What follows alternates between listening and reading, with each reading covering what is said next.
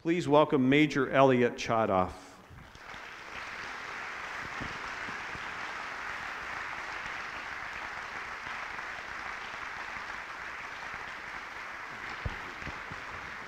Thank you. Thank you. Make me earn it. One of the great things about talking about what's going on in the Middle East is there's always something to talk about. The bad news is you don't always know what it's going to be. Some of you may have seen me going through my phone. I wasn't checking emails. I was just checking to make sure that nothing has happened in the last 10 minutes or so. Because things happened already this evening, but I'll come back to that. I do want to refer to two things kind of as background, because I don't think they should be ignored anytime we talk about what's going on in and around Israel. And Jim actually mentioned both of them. The first, of course, is the embassy move and the declaration, the recognition of Jerusalem. That's just so important you can't ignore it. But I want to give you perhaps some additional perspectives on it.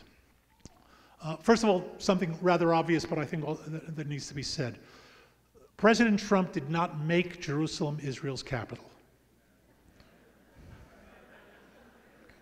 That was resolved 3,000 years ago.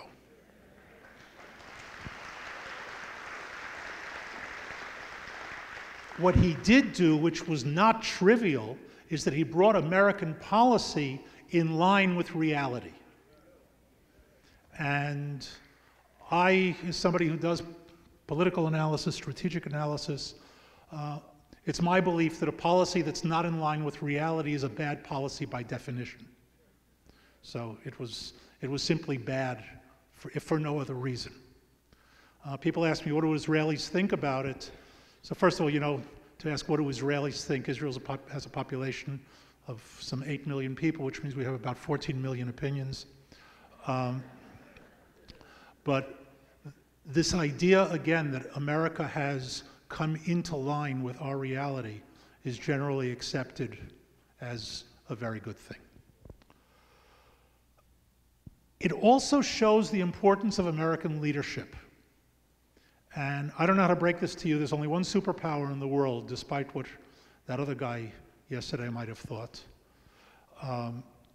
There's only one superpower in the world. It's called the United States of America. And America leads by its actions. And here I should mention, I'm not going to talk about American politics. I'm an honored graduate of the Israeli Army Mines and Demolitions course. And the first thing they teach you is don't walk into a minefield. But I will talk about American policy. Leading from behind is called following. Okay.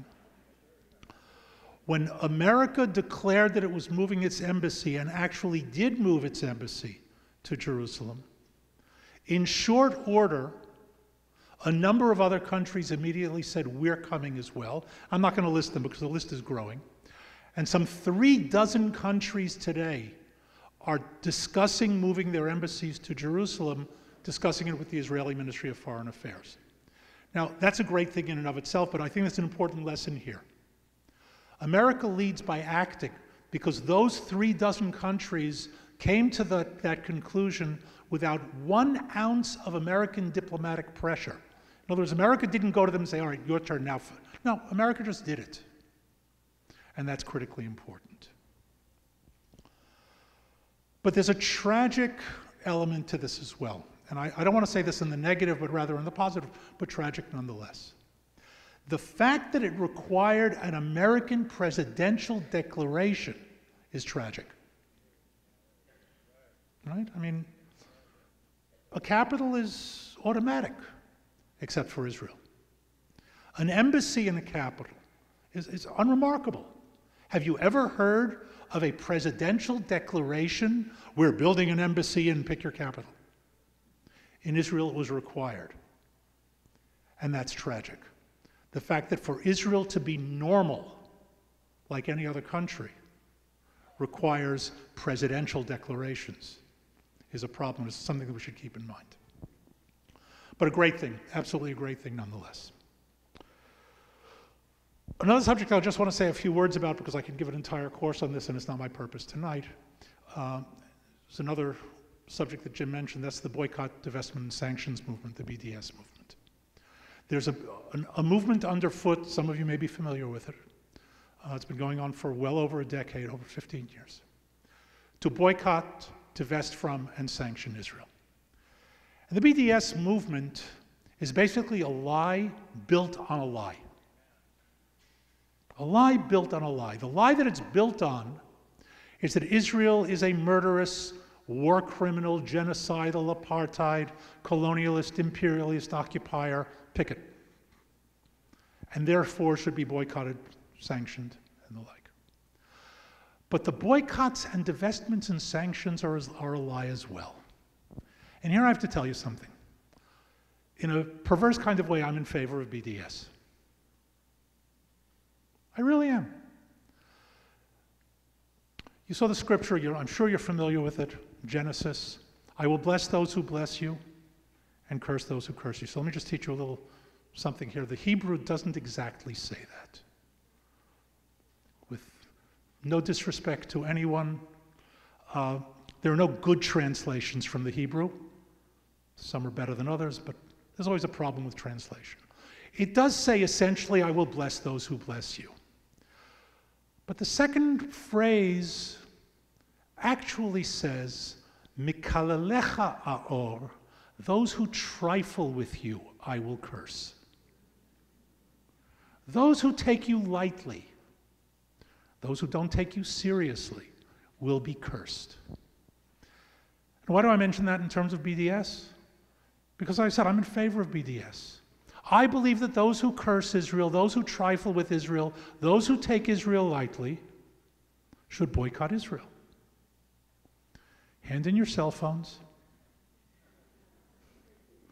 If you have a computer with an Intel chip in it, because if your computer says Intel inside, what it really means is Israel inside. I don't know if you know this, Intel is the largest private employer in Israel. Nearly 12,000 Israelis work for Intel. If the chip comes from Intel, it comes from Israel. Pass it up. If you fly commercial, don't get on an American plane. If it's made in the United States, it has Elbit systems in it. You need to walk. And medical technology. I say this hesitantly because this isn't the kind of thing you predict, it's the kind of thing you await. Israel's on the cutting edge of cracking the code of cancer. On the cutting edge. In a number of different aspects. You want to boycott Israel? Go for it. It's a lie, because we know that none of these people who call for a boycott actually boycott. As a matter of fact, there is one BDS organization that actually used an Israeli web construction program to build their website.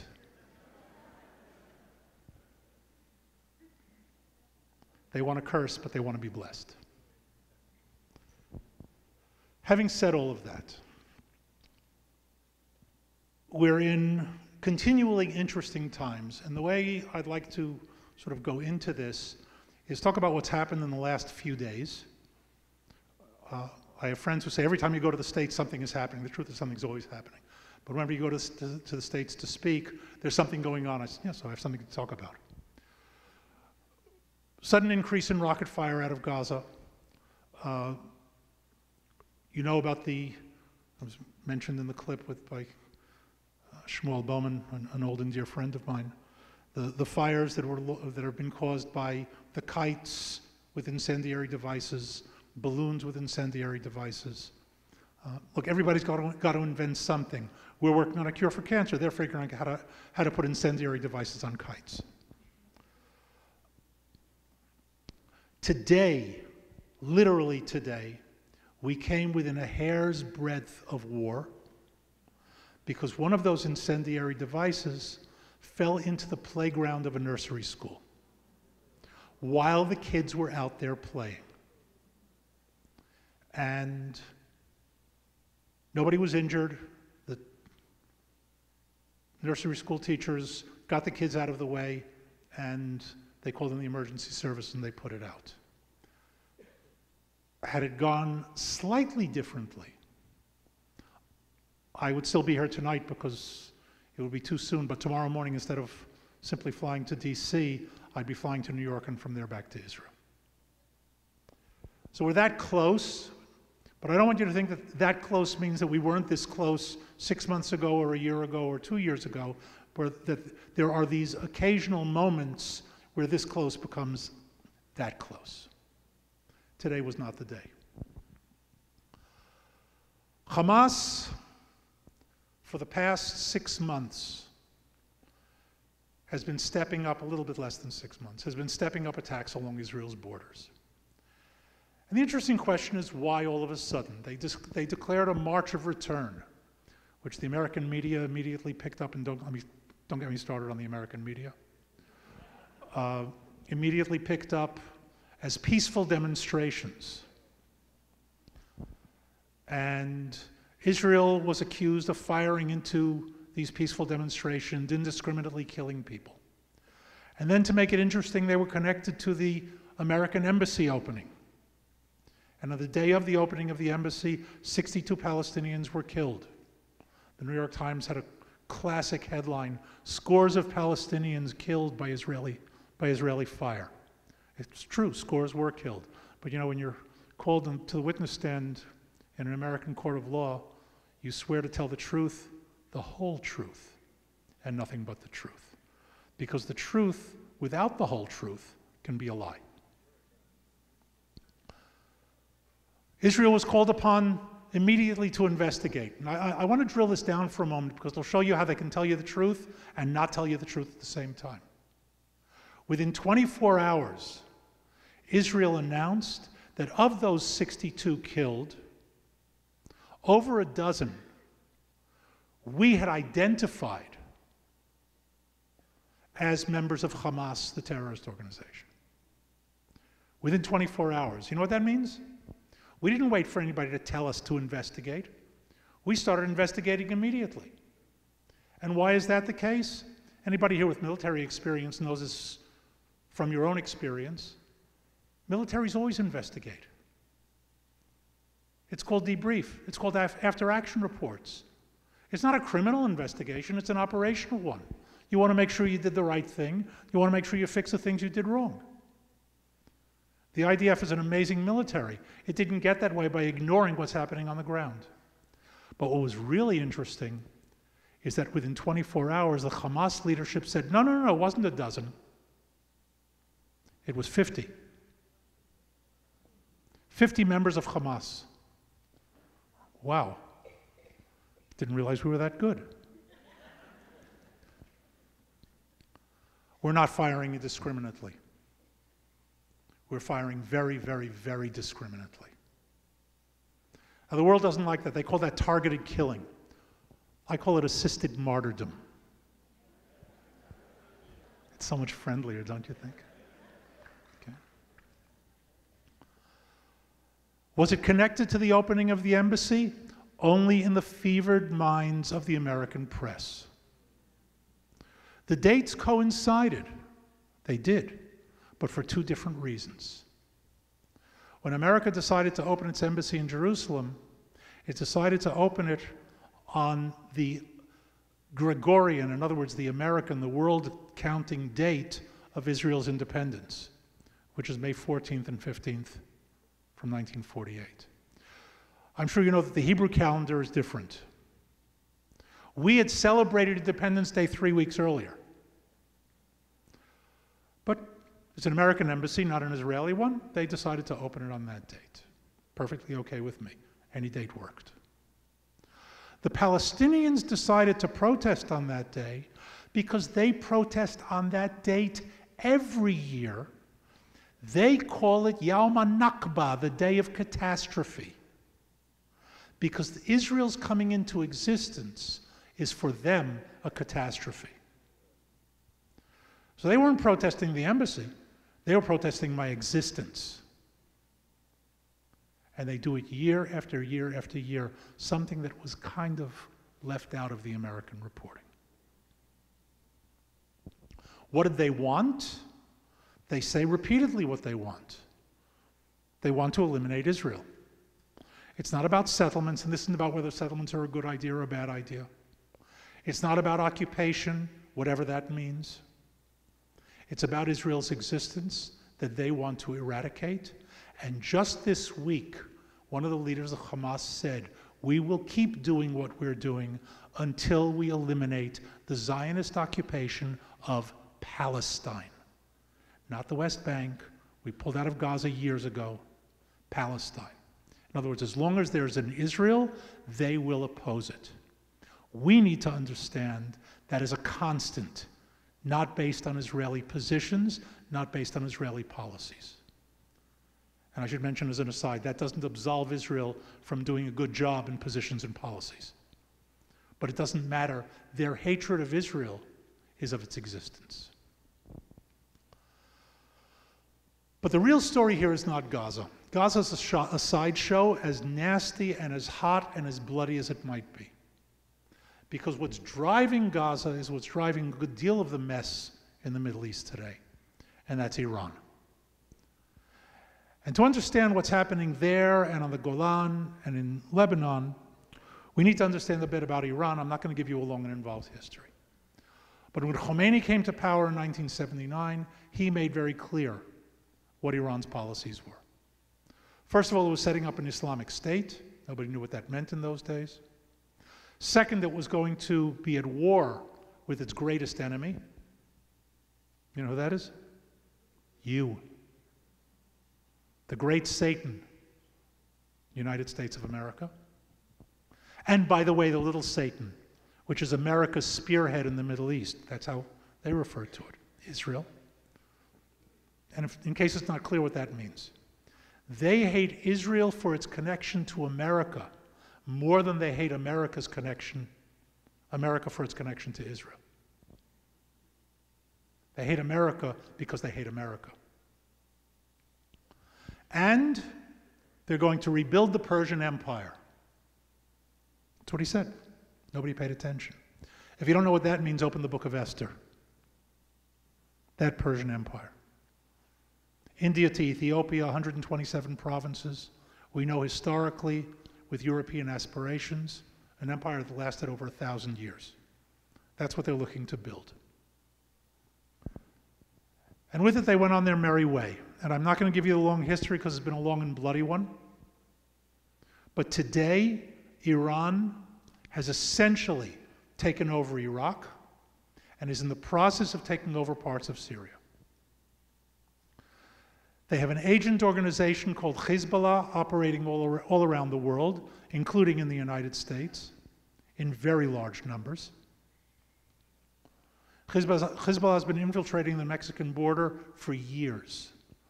There's actually a road in southern Arizona that the local border patrol people in the United States call Hezbollah Highway.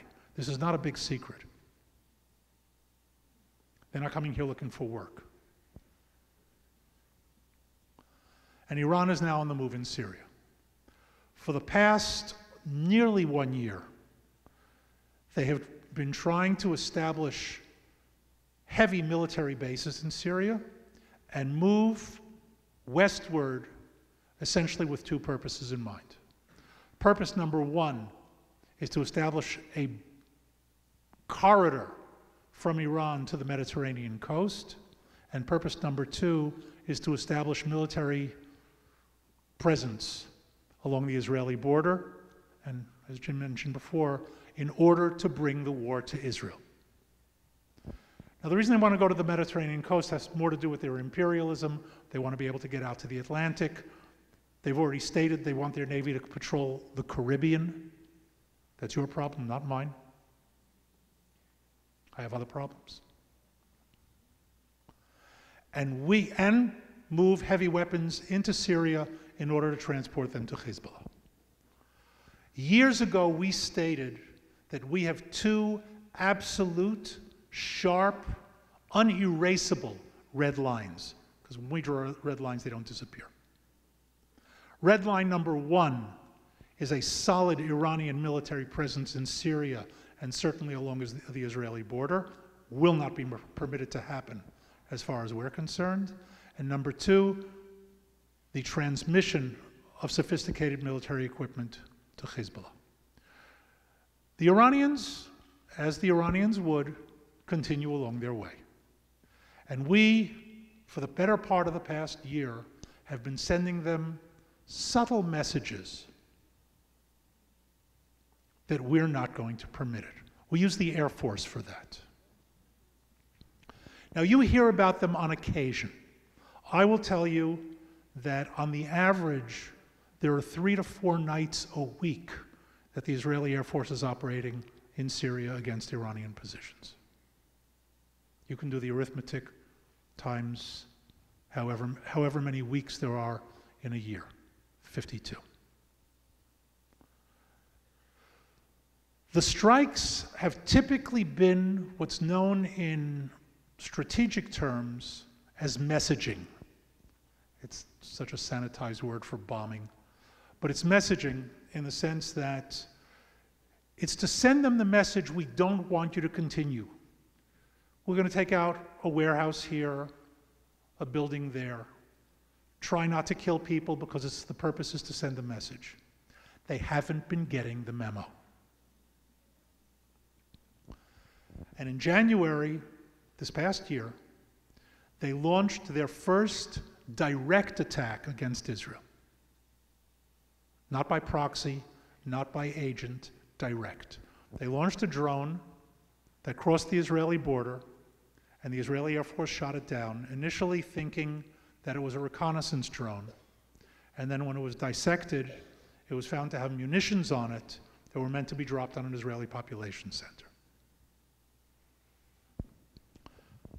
Now, we're a strange country in Israel. We treat attacks as attacks, whether they succeed or not.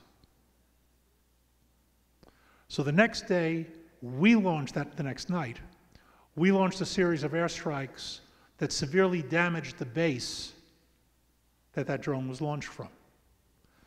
You heard about those attacks because in the course of them, the Syrians and Iranians launched dozens upon dozens of anti-aircraft missiles against the Israeli planes. One of them detonated near an Israeli F-16 and shot it down. You may remember the event in January. I'm a poor infantryman. I don't understand much about this, but apparently the F-16 lost most of its tail, and the pilot, who was a kind of well-trained Israeli pilot, managed to fly at about 35 miles without a tail before it crashed. He missed the runway. He came in short of the runway by about 2 miles. What can you do? He and his second officer got out safely, more or less safely. I mention that because had that plane gone down in Syria, a war might have broken out that night. And I reiterate that and I focus on it because this stuff is happening all the time, and it's one bad event can change the entire course of what's happening in the Middle East at that moment. Because when we send planes over enemy territory, our rescue teams are in the air already. We don't leave people behind.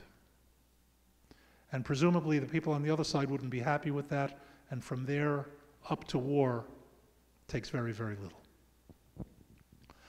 In the meantime, we continued operations, and along the way, I don't know if you saw, I know you're familiar with it, there's a recent report in the New York Times going into this in some detail, but our Secret Service organization, or our equivalent of the CIA, the Mossad, decided to make a souvenir collecting visit to Tehran.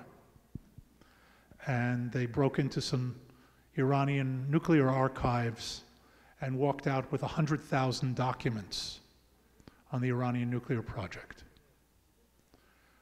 50,000 of which were hard copy.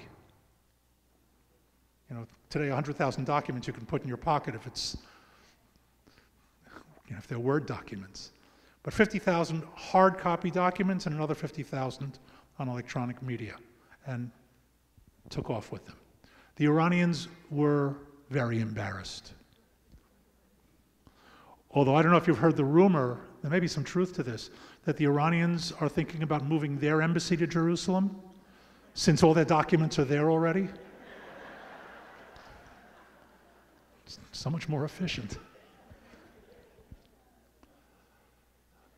Big surprise, those documents showed that the Iranians are lying. Huh, what a surprise. And this was part of the decision-making, and I don't want to say that this was the critical or not critical, part of the decision-making of the Trump administration to pull out of the Iran deal. And by the way, I want to be clear, there is no Iran treaty. There never was one. There was no Iran agreement. They never signed it. It was a deal, which they began to violate immediately upon its agreement. And America's pulling out here is critical as well, because the pulling out of the deal and the reimposition of sanctions is putting enormous pressure on Iran. Here again, American leadership. European companies are beginning to withdraw from the Iranian market. European airlines have already announced that they're cutting off service to Iran because they'd rather do business with the United States than with Iran. And given the option, they're making their choices. This is hurting an already bad Iranian economy. An economy that is having trouble providing drinking water to parts of its population. Iran is suffering a drought. Did I mention BDS? We offered them desalination. Too bad. But that's put them under pressure. Those combinations of activities put the Iranians in a position where they needed to regain some of their honor. And they decided that they were going to launch rockets into Israel. The first night that they tried to do that, we picked it up before they were able to launch, and our Air Force went in and took out the launchers before they could launch.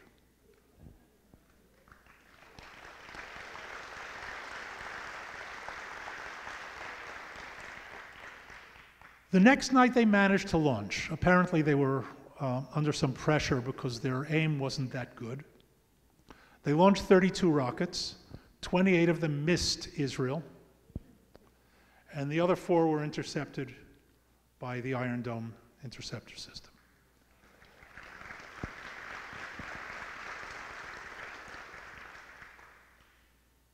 The guys who launched them figured that if they launched them fast enough, they'd be able to get away with it. Didn't work so well for them. Once they were launched, and didn't take long, the Air Force went into action. Not only did the launcher get knocked out with the guys in it, but some 75 significant Iranian targets were taken out by the Air Force that night. Now, this was no longer messaging. In other words, oh, you don't get the message? Let's be a little more graphic. And we took out a huge part of their capabilities, including some of their anti-aircraft, a good part of their anti-aircraft capability, and part of the Syrian, Russian-supplied anti-aircraft capability. Now that's significant, because the Russian and the Iranian systems are considered to be very, very sophisticated. Now, you don't need to be a great strategist, but I'll help you out with this. If my planes can take out your anti-aircraft isn't very good. This wasn't lost on the Russians, because one of the interesting consequences of that night, and I'll come back to the immediate effect, but interesting consequences, was that A, the Russians didn't condemn the Israeli attack, they were silent. They then announced that they're not going to be supplying these systems anymore, because it was a great embarrassment to them as well. The Israeli Air Force is now using the American F-35. Thank you. Slightly upgraded. You're welcome. which has paid a number of touring visits to Iran. I mean, if you got it, you might as well use it to get around. Flying over Tehran, flying over some of their nuclear sites, and apparently the Iranians only found out about it after we told them. So the F-35 works, in case any of you were wondering. But Israel's the only country now that's flown them on combat missions. The Iranians were so embarrassed by that 2 weeks ago, the supreme leader of Iran, Ayatollah Khamenei, fired his air defense chief because he apparently wasn't satisfied with his work. There's a postscript to all of this. The Russians announced last week that they are canceling the most advanced Sukhoi fighter jet project because it was meant to be able to intercept the F-35, and they already understand from the Israeli performance that the plane that they were going to produce is already obsolete. Now, I mention all of this to you for you also to understand that there's a lot of partnership in this. A lot of partnership, and you can have influence on these people if you strike them the right way. The immediate effect on the ground at the time, those 75 targets, is that Iran's capability in Syria was set back significantly for months. Significantly for months. It's in part why the Russians immediately or shortly afterwards said, we're going to come to an agreement first with Israel and apparently, because I don't know what was talked about behind the scenes, in the summit with President Trump, agreeing to keep Iran far away from the Israeli border. Now, part of the reason the Russians are doing it is because they know it's futile to allow the Iranians to move closer. All they're going to do is get beaten up there. The Iranians don't understand that. That's all part of what's going on in the background. How does this connect to Gaza? Because Iran is Hamas's primary funder and weapon supporter. In other words, Hamas operates under Iranian direction as well. So does Islamic Jihad in Gaza. Why do they support two organizations? Because a little competition is always a good thing. If they can't operate out of Syria at the moment, and they won't use Hezbollah in Lebanon for reasons I'll explain in a bit, the Iranians are certainly willing to fight Israel to the last drop of Palestinian blood. Hamas, as far as they're concerned, is a throwaway. Use them, lose them, who cares?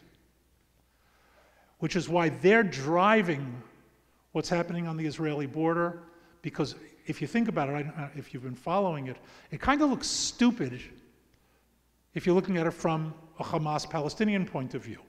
They're banging their heads against the wall literally, and one day they might actually make the mistake of getting Israel annoyed enough to go in and go after them. They're not stupid people. They're a little on the fanatical side, but not that much. Why do they keep doing it? And the answer is because with Iran pushing them, they really have very little choice. Either follow the orders or have Iran withdraw their support. Lose-lose either way. They might as well go down fighting is their kind of attitude. So Iran is behind that. Why aren't they using Hezbollah? Because Hezbollah is not a proxy of theirs, it's an agent of theirs. Hezbollah is a wholly owned subsidiary of the Iranian Revolutionary Guards. And you don't throw away your assets. Now, they'll use them, but they know a number of things. We have made clear that the next round with Hezbollah will be the last round with Hezbollah. They're going to have a religious experience.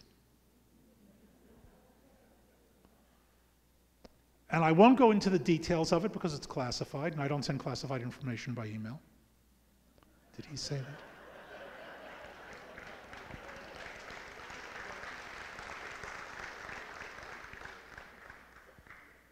But I will repeat things that have been said in public by our Minister of Defense, by our Chief of Staff.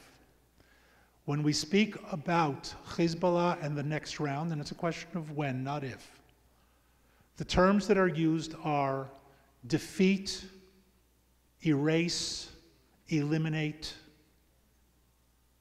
That's the terminology. And they know it. And they know we have the capability to do it. So from an Iranian perspective, using Hezbollah is its last use. They want to get the maximum they can out of it. And that means in coordination with when they are ready to launch a war as well. And they're not ready to do that at the moment. So Gaza is their kind of alternative. So what's going to happen with all of this? So first of all, I don't do prophecy. Some of you have heard me speak before. You know that I'm a disciple of two great political philosophers, Winston Churchill and Yogi Berra, who both said that it's best to prophesy about things that have already happened. So I won't do prophecy on that level. But I will say this. There are two diametric opposite alternatives of what can happen now, and I'll break them down for you. With the new American administration changing its policy, with Russia beginning to turn their back, with Israel's superiority obvious at the moment, the Iranian leadership knows that their economy, they know that their overall situation is declining. And that leads to one of two possible strategic outlooks. Possible strategic outlook number one says, okay, let's hunker down and wait, things will get better. After all, depending on where you are in the American political spectrum, Trump is going to be gone somewhere between 2 and 6 years from now. But 6 years is not a long time if you're an Iranian Ayatollah. It is for this guy, but in general. Remember, they don't operate on 4-year election cycles. Their time frame thinking is different. I don't just mean the Iranians, I mean any dictatorial regime. Bashar Assad in Syria has a 20-year plan. He's hanging on by the skin of his teeth. He's still got a 20-year plan because he knows very well that in 20 years he can only be in one of two possible places, either in the presidential palace or under it. An American president, doesn't matter which one, can't even have a 10-year plan. Right? We think in different time frames. So they can very well say, you know what? Now's no good. Let's see what will happen in 5 years, 10 years. Come back to it. The alternative way of looking at it is to say we have a closing window of opportunity. In other words, we're at this level of capability, and every day it's getting a little bit worse. In other words, every day we wait is worse than the day before. And that means we need to move right now. What militates in favor of that is that Ayatollah Khamenei is an old man, and he may not want to wait 10 years because he may not have 10 years to wait. But which one will they choose? Impossible to tell from the outside. So those are the two kind of alternatives. People who say, oh, we know there's going to be a war this summer. Every summer we say that. Could it happen immediately? Yes. Will it necessarily? No. So what do? You do what you always do. You get up in the morning, you drink your coffee, and you say, you hope today is not going to be the day. I say that kind of offhandedly because it should also give you a sense of the daily pressure that those of us, certainly those of us who are in the business, are living under. The average Israeli is aware of it. This is stuff that's in the news all the time. Tonight, and remember, it's 7 hours ahead in Israel. Tonight at midnight in Israel, a little after midnight, sirens went off on the Golan Heights, all across the Golan Heights. Within 20 minutes, the army announced it was a false alarm. But that's the reality of every night. Sirens can go off, and it could mean things are coming in. That's the pressure and the stress that Israel lives under. So let me leave you with that as a thought. Even if you follow the Israeli media, because if you follow the American media, you're not getting anything close to the story. But even if you follow the Israeli media, you're seeing, I won't say the tip of the iceberg, but not much of the iceberg. What's going on a daily basis, behind the scenes, along the borders, on the other side of the borders, means that we are in a constant state of readiness and a constant state of action. Last but not least, you know that the kind of press that we're getting here in America, I mentioned the New York Times report, but you don't have to go very far to see it. The next round, because of the nature of the weapons the other side has, is going to be extremely violent. And if Israel up until now is being condemned for what it does in protecting its own population, it's going to be that much worse. And the imagery will be provided. Even the most pro-Israel administration, and I'm not giving the Trump administration grades here, it's pro-Israel. Most, second most, that's an interesting discussion to have sometime. But even the most pro-Israel administration is going to be hard-pressed to continue with a pro-Israel policy when it's under the onslaught of anti-Israel public opinion and media. That's really where Israel's friends in the United States, like yourselves, come into play. Israel's capable of taking care of its borders and fighting its enemies. Our friends need help remaining our friends sometimes. So with that in mind, I want to thank you for coming out tonight. Thanks for having me here. God bless you.